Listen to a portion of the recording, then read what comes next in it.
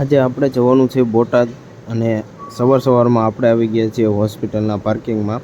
બોટાદ શેના માટે જવાનું છે એ તમે વિડીયો આગળ જોશો એટલે તમને ખબર પડી જ જશે।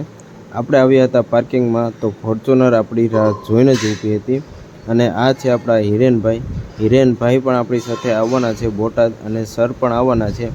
તો ગાડી આપણે ચલાવવાની હતી તો આપણે બેસી ગયા છીએ હવે ડ્રાઈવર સીટ ઉપર અને આપણી ગાડી ચાલી ગઈ છે હવે રોડ ઉપર। હાઈવે ઉપર ચડતા હિરેનભાઈએ બ્લૂટૂથ ચાલુ કરી દીધું અને ગીતની નાની બાકાજી કે બોલાવવાનું ચાલુ કરી દીધું।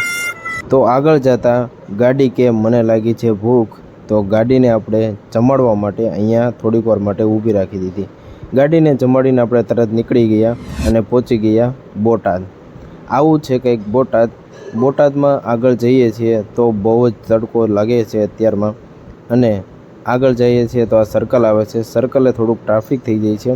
બોટાદવાળા ખાસ કરીને કહેજો કે આ કયું સર્કલ છે, મને તો નથી ખબર જે અહીંયા ટ્રાફિક થાય છે। થોડાક આગળ ભાઈ કહે છે કે રોડ ઉપર પાણી નાખી દીધું લાગે છે બોટાદના લોકોએ, તડકો ન લાગે એટલા માટે। મેં કીધું ભાઈ પાણી નથી નાખ્યું, આખો રોડ જ તે તડકાના કારણે ઓગળી ગયો છે।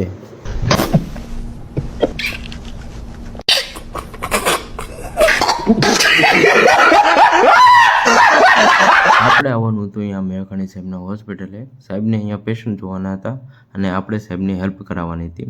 પેશન્ટ ઓલરેડી બધા જોવાઈ ગયા છે, એટલી વારમાં આપણને લાગી ગઈ છે ભૂખ।